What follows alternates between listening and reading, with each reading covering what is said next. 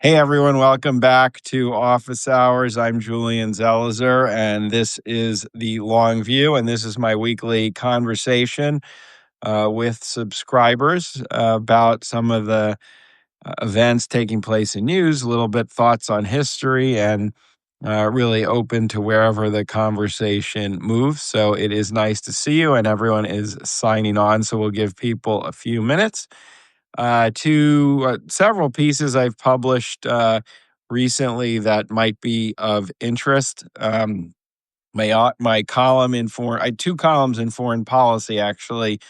My weekly column came out today, and it focuses on when President Truman rebuilt the White House because it was falling apart. The condition was terrible. So between 1949 and 1952, it's a massive renovation project. They got the White House and rebuild it. And in foreign policy, I go through how that happened and I contrast it to the way that President Trump is going about the East Wing, which has been demolished. And it kind of really looks a lot, not so much at the project or even the response, where I note in the article there's a lot of criticism and political attack, but the process was so different. It was so much more carefully done. It was done through Congress, for example. Congress appropriates the money. There's a review with a commission before it's done. President Truman is very careful in terms of trying to preserve parts of the original building and putting back kind of elements that would replicate that. So I think you might enjoy this story. It was fascinating to do some research and to work on it. The other foreign policy article that I published this week, and again, everyone who is new, please just send in questions on the chat, and I will try to address as many as possible as soon as I'm done with this. So please share your thoughts. The second article came out in foreign policy this weekend. I reviewed a new American Experience show that is out on Henry Kissinger.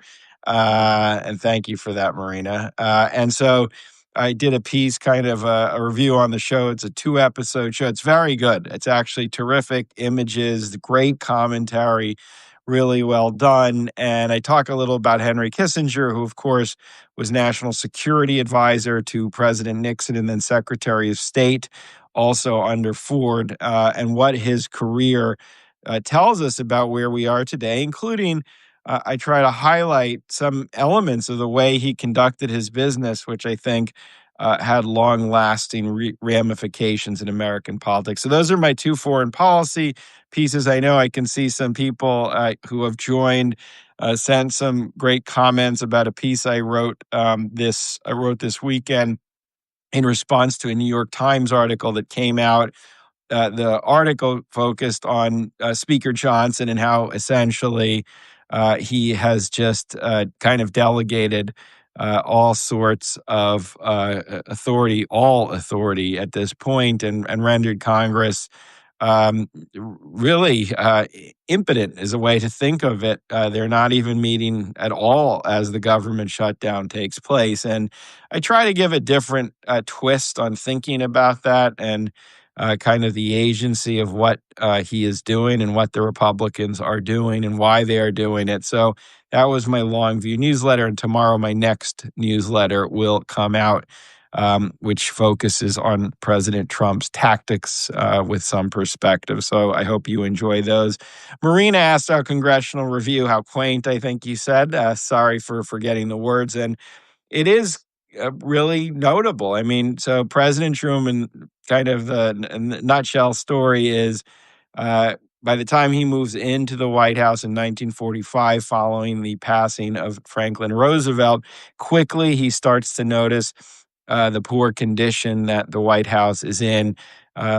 Floors are literally falling apart. There's a story about the Truman's daughter is playing piano and the piano falls through the floor, and the walls are in terrible shape, to the point, once they start doing reviews of the building, architects and engineers conclude it's not even safe for them to live in there. So they move out in 1948.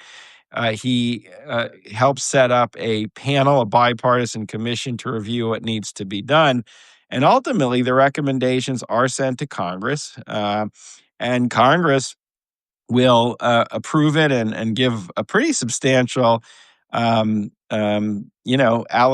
And that's a contrast with today. It's not clear at all at this point what kind of planning was entailed in this, but President Trump has circumvented Congress and is paying for this through private funds, which means the kind of accountability and oversight that existed back then has just gone out the window. And obviously, that also raises questions that Sam, thank you for those, is raising because it is private money. It's being paid for by very big donors with vested interests. And it is yet another kind of element of what we're seeing in Trump 2.0, a real, um, you know, uh, collapse of any sorts of ethics regulations and guidelines at this point, and just increasing power and influence of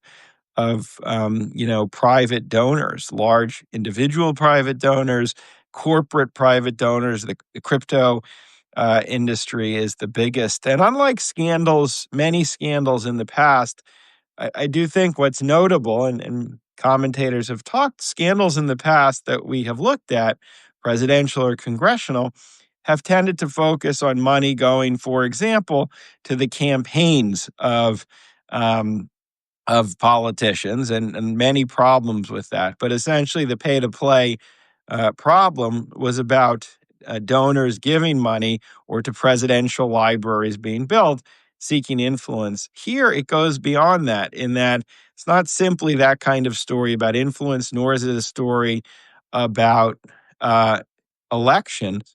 And Annie, this connects to what you're saying. So, yes, it is about a business person with a huge family business that has not actually been disconnected at all from the president, using political power to gain that kind of leverage and to make money for the family. So it's a whole different kind of problem. And again, it's not simply Lynn talking about some private subsidization of um, of a construction project. This is totally circumventing Congress, and I think the image that I've talked to a lot of people that was quite disturbing about the East Wing being just totally demolished. Again, there's an article I found in 1950 once the White House had been gutted for the Truman Project, which talked, there were actually several articles in the papers about people being shocked seeing a gutted White House and how unsettling it was.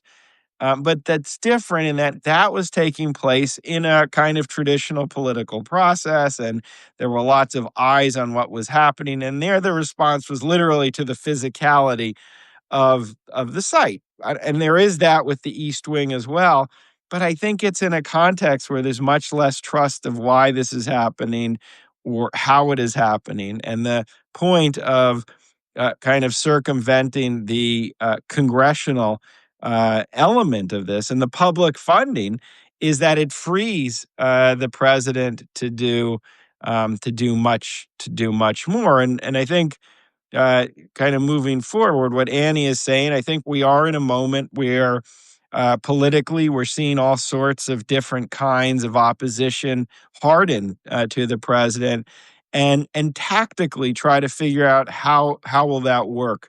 And usually opposition takes place on multiple levels.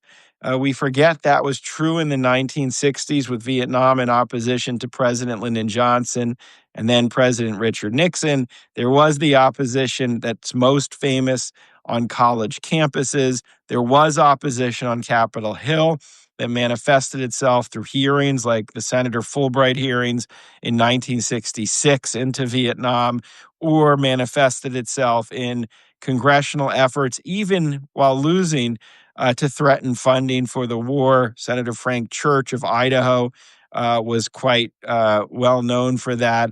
And then it manifested itself in other realms of society. A lot of celebrities, like Dr. Spock, who become very involved in the movement, religious leaders.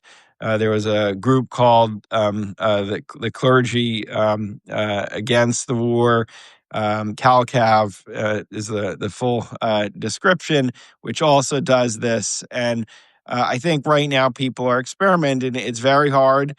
I see Robin and Annie are talking about the challenges with subscriptions, and they are hard. I mean, I think we are talking about companies that have immense sway in our own lives, and so there's obviously the moral element, but there is the practical element. I mean, that's the enormity of the groups that we are talking about. So I think people are going to wrestle with this.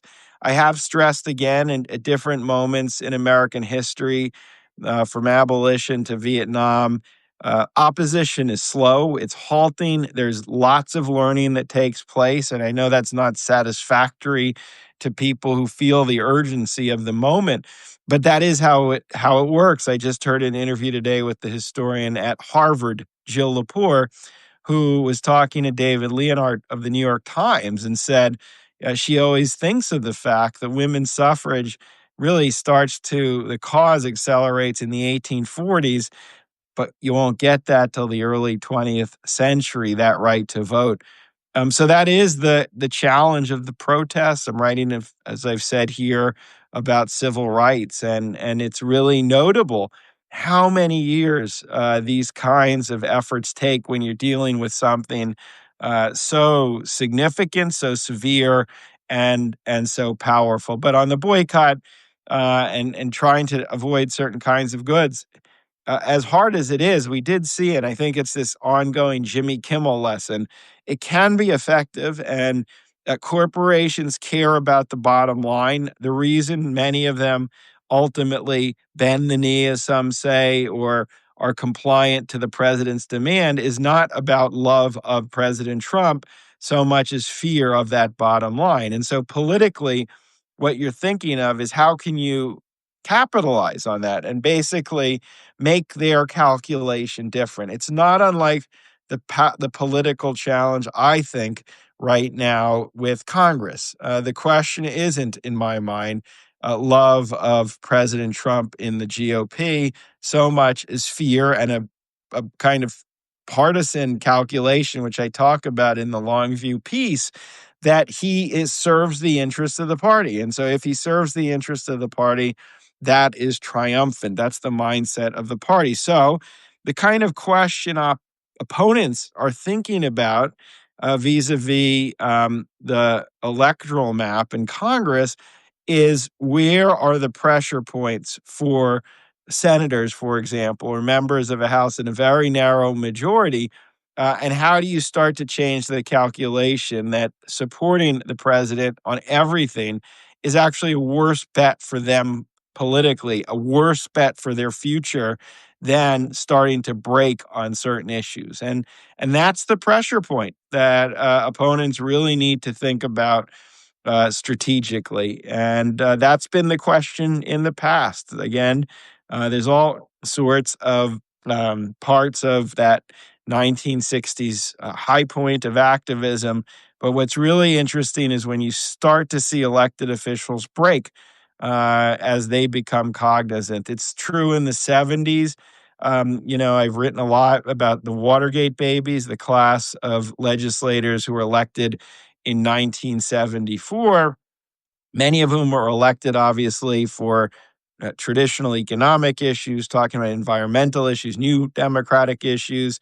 But there's a moment in 74 where enough politicians, not just the Watergate babies, come to believe that it is no longer feasible to just support the existing political system. The double trauma of Vietnam and Watergate was too much. And that opens up the door to all kinds of reforms in the 70s, from the War Powers Act of 73 to the budget reform of 74 to the FISA reforms of 1978, as well as ethics reforms, the creation of an independent counsel. And there's a political scientist named Douglas Arnold, who wrote a book about this years ago and about how that dynamic can shift when the incumbents suddenly understand that just preserving the system is no longer electorally feasible. And so we see that again and again. Same with the conservative movement, which comes in the 1970s and has a lot of opponents in the Republican Party. Ultimately, though, a lot of the leadership starts to bend. And by 1980, a lot of Republicans it's in our interest to support Reagan and this new conservatism over the George H.W. Bushes of the party who ends up vice president. I think Marina's right. Like that 70s period, we are seeing kind of a surge of young people running from office. That young person running for office is not simply very progressive, as is taking place right now in New York in the mayor's race. I think you're seeing different kinds of voices, some progressive, some more economic populist, as we're seeing in New England right now, and some who are national security moderates, as is taking place in New Jersey. So it's less, I think, and I know people have different takes, simply a question of the old Democratic establishment versus the young progressives, so much as a generational battle, which is akin to what happened in the 1970s among Democrats, with a new generation saying not simply certain policies are not being addressed, but politics has to work differently. That was an argument in the mid 70s. The status quo cannot be tolerable anymore.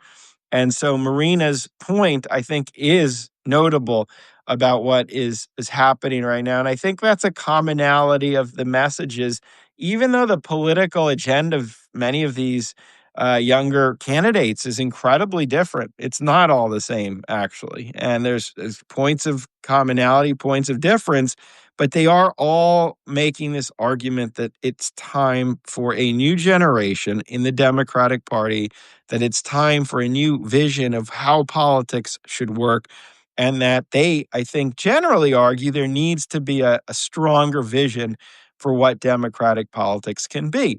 And I think the kind of one of the mistakes, just to continue on Marina's point, is that there is this sense that it has to be resolved, that one voice has to win out, and that becomes the Democratic kind of agenda. But I don't actually think that's true. I mean, we do have a federalist system, a system of federalism, and it's disjointed. And I think strong parties are able to tailor what kinds of candidates are going to work in different regions of the country. And you need a strong party apparatus to hold the different voices and factions together. You need candidates who, in their own way, in their own region, have a sense of vision and distinction from the Republicans. They can't simply be a replica of Republicans for sure, but that's possible. And I think you've seen a little of that in kind of the new Republican Party as it's taking form. So I think and Annie, you're right, and that's also it's again. I know I keep going back to the past. That's literally what I do for a job. But in the 1970s, it wasn't. The more you look at who kind of pushed the reforms of that decade, which changed politics in many ways, some better, some worse. But it was the younger members. It was the Henry Waxmans, the California Democrat, for example, who was one of the Watergate babies. But there were also senior leaders, not boomers at the time, but kind of the equivalent of what you're talking about right now. Um, who either before the Watergate babies came already were pushing for reform, and those voices just became stronger when they had surrounding support. Who am I thinking of? Missouri Democrat Richard Bolling, really interesting politician many people have forgotten, who had been pushing for years to change the way Congress worked. And he had some success, but it really opens up in the 70s as these new young people come in and he works with them. Then there's voices who had not really been reformers, so to speak, but who join once they start to hear the voices of change, and they sense at a crass level which way the political winds are blowing, while others are genuinely persuaded about the need for a new kind of politics. I think that's true with the Reaganite Republicans. There are Republicans who hear the thunder from the conservative movement in the mid 70s and say, well, we're going to shift to this kind of agenda, to this kind of politics. And there's others who are persuaded. So I think right now, as these new younger voices are emerging in a period of crisis, and I'll get to that in a second. In a period of crisis, you can have kind of broad change open up as a result of the young voices.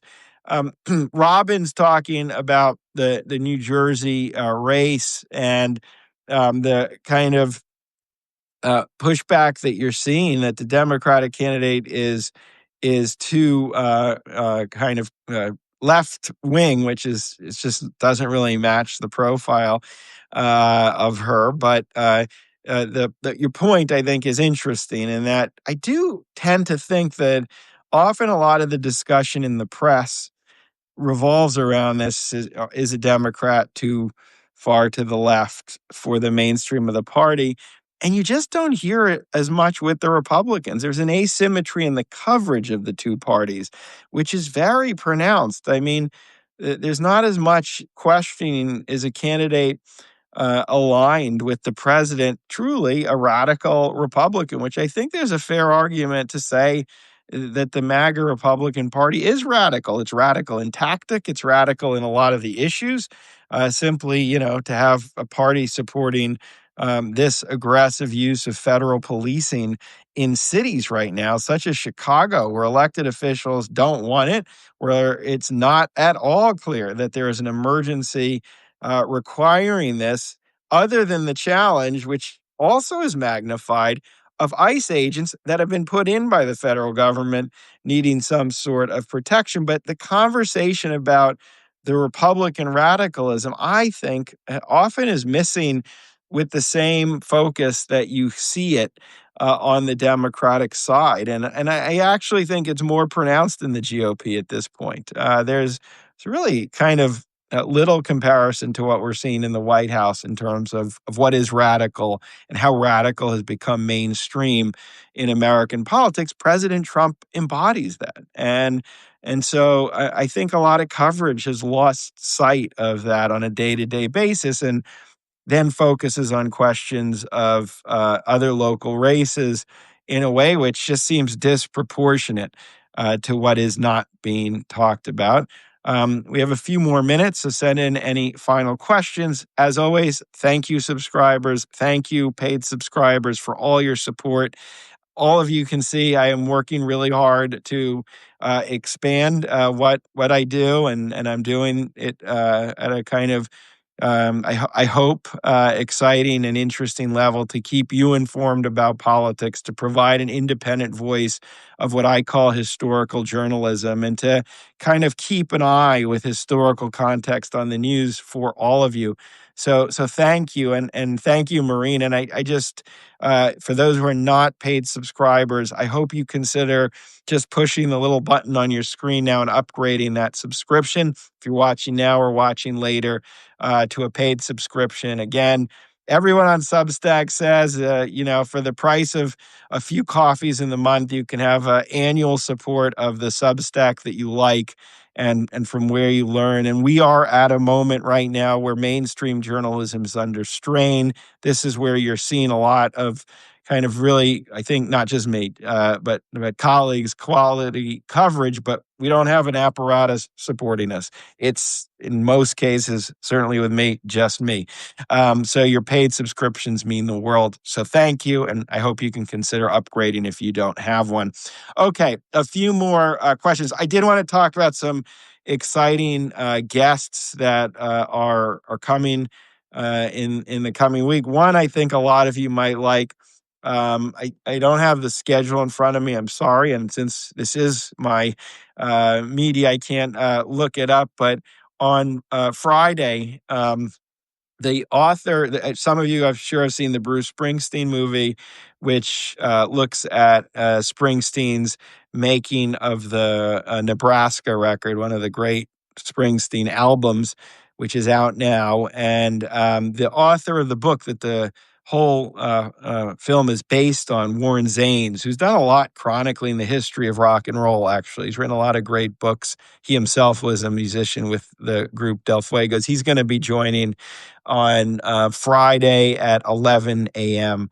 live. So I hope you can all tune into that. I have Natasha Alford, who's a journalist for the Grio, is going to be joining me on Friday as well, and more guests and all the newsletters. So some good interviews, which I'm really excited. I do say, please feel free through the Substack messaging if you have some guests that you would like to hear from. Again, I can't get everyone, but any suggestions are always welcome. So just send them through that message, including authors. If you read a book on politics and history that interests you, please feel free to forward out. One book I want to recommend, and he's coming on in a few weeks.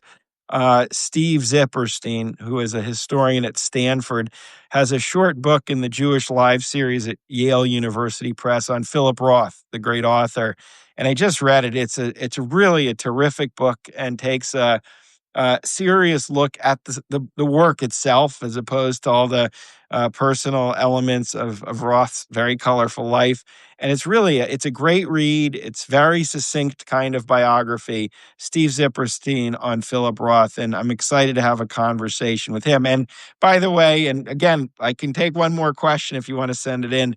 The Warren Zanes book, which I don't think I have right in front of me, that the movie's based on, is really a terrific book. I'm going to see the movie this week, but the book itself I thought was just a classic piece of rock and roll writing.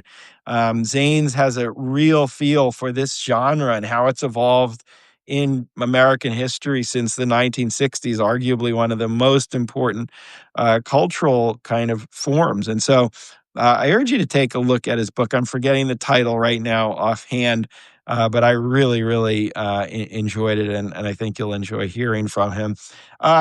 Final question that I saw pop up earlier in terms of um, kind of what this all does that we're talking about with private donations and an erosion of congressional funding and accountability and oversight, and this confluence of the Trump family.